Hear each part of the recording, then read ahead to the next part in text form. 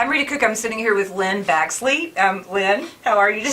How are you Doing great. today? Thank you. Good. So we are going to be talking about an article that ran this week in the paper about the dogs that are roaming free.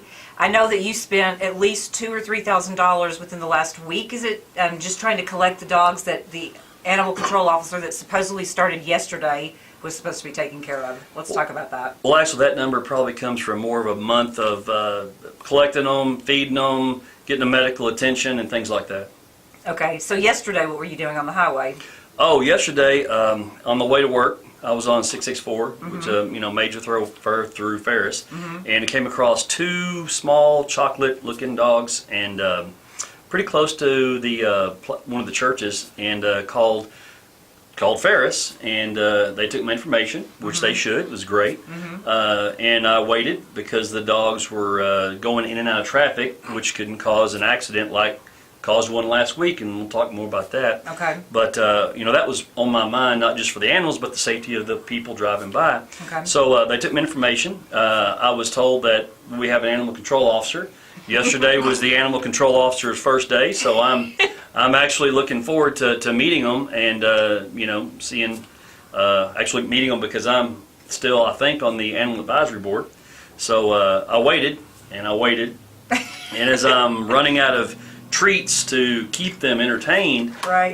About 40-ish minutes later, I called back and said, hey, I'm still out here. What's the ETA on the animal control officer? And that's when I was told that they didn't have one, or at least the dispatcher didn't think they had one. They didn't have one, and they were supposed to start yesterday. Right, They don't have it. Okay. Or at least the dispatcher said they didn't have one. Later contacted law enforcement, and they said they were unaware they had one either.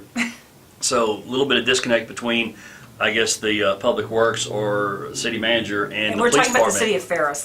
Let's let people know exactly what we're talking about. The city of Ferris. Okay. Yes, I'm sorry. All right, that's okay. And so anyway, so about 40 minutes into it, I called back and was told that they don't have one. And but they said Public Works handles it, and Scott Metcalf has been made aware. I didn't know what made aware means. I mean, everybody driving by is aware. Yeah, that there's a problem. But the difference is Scott Metcalf is the head of Public Works, and if there's no ACO, then him or his employees are responsible to be out there. So that was a little concerning. So I waited another 25 minutes thinking that, well, since he's aware, they're going to come, and they didn't come. So I actually had a call, an emergency call from the other side of Ferris with 4 dogs that had been dumped out, and so I realized that, well, since it's outside the city of Ferris barely, maybe I can get some help from Ellis County Animal Control, since I wasn't getting any help from Ferris. So I went ahead and had to leave, and it broke my heart. One of them had been hit already or limping. Oh, wow. And so, drove by today, and at least there was no accidents and no dead dogs. So okay. Hopefully that ended up okay. But let's talk about something. I know we want to talk about the article because a lot of it was sort of a falsification, apparently. But when we talk about dead dogs, there was a dead dog. There was a picture of a dead dog that had been wrapped up in a black trash bag, and I guess just thrown in the trash at the animal shelter here in Ferris. And of course, it's always someone else's fault whenever you are, blaming other people when you're not doing your job properly. And also, let me interrupt you real quick. I'm going to add one more last thing. When I called Ferris 911, not everybody can probably say this, but I'm actually on the board of advisory for that animal shelter. So when I can't get a city employee to come out and do that, what does everybody else think? Right. I just want to get that out there. If I can't get anybody to come out, pretty much I don't think anybody should expect it. Right. I'm sorry, let's go back to, you were talking about the dead dog and the trash. It's the protocol's off, if nothing else, correct? Right, and I was, and I don't, look up in them, look every day. I don't go to the shelter. I don't, this was reported to me. Right. Because people know who I am, or starting to, and so I get a phone call. So I drove by, checked it out, and yes, there was a dead dog in a trash bag in the dumpster outside the animal shelter. And of course, the first thing that come to mind is, how did it die? Did it die right there? Did somebody dump it? How to get there? Right. The witness that told me said that they were advised that a new employee, picked it up on the side of the road, didn't know what to do with it, so they brought it back and put it in the dumpster. Now, I don't know if that's the only dumpster in town that they have. I don't know if the new employee said, well, since it's a dead dog, I'll take it to the animal shelter's dumpster, but there's plenty of dumpsters in town, so it's just ironic that it happened to be in that dumpster. Mm-hmm. You know, when you combine that with all the issues that have been in the news lately about the neglect and the oversight and the on and on, you know, it just still looks suspicious, especially when there's a very large dump right down the street that I've been told that is the protocol, that they take them directly to the dump. But so that's kind of odd, and nobody answered the question about what that was all about. But you know, there was a dead dog, and it's just inappropriate.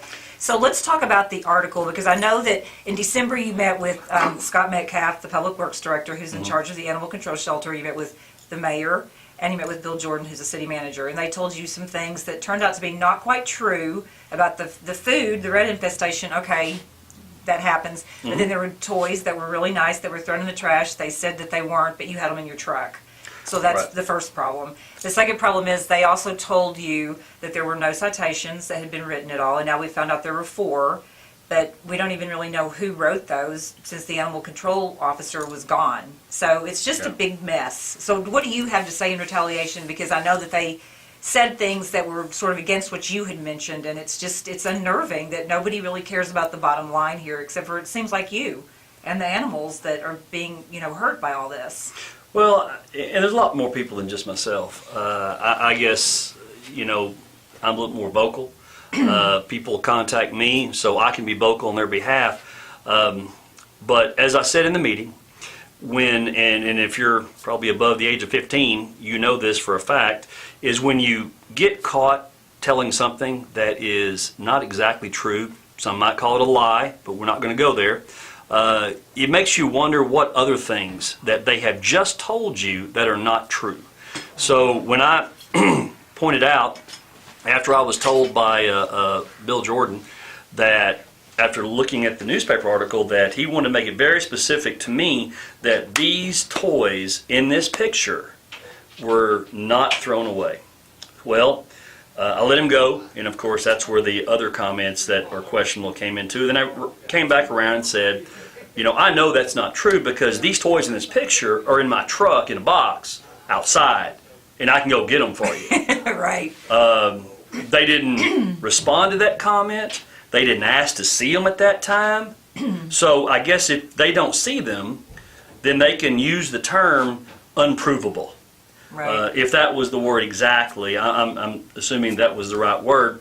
I'm not going to take offense to that because it's hard to get upset at somebody when you have such low expectation of them already. Right. You see, because when you look at the shelter that they should have taken care of, when you look at the animals that they should take care of, when you look at they don't have an ACO, which they should hire, you know, when they let the food spoil by rat infestation, which all that didn't happen overnight. Right. You know, if you've had rats, you know that it just doesn't get that bad overnight. Right.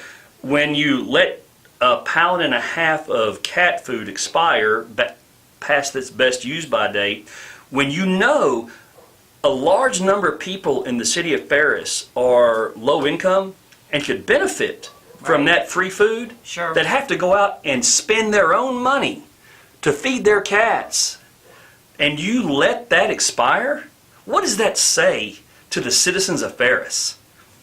Basically it says, I don't care. You know, and that food was donated to them to help out the animals in Ferris. Right. All these things that they're saying, we work with animal shelters, go ask any animal shelter, go ask any rescue group, would you like us to give you free food, and see if they turn it down. Right. One phone call would have gotten that, and there's plenty of people that would have taken that cat food. I filled up a box. I'm still using the cat food to feed the cats and the dogs that we have stray. Right. So I'm about out of it, but, oh, and by the way, and this is for you, I've got the box of toys. Come see them. We're Rita Cook and Len Baxley with Ellis County TV.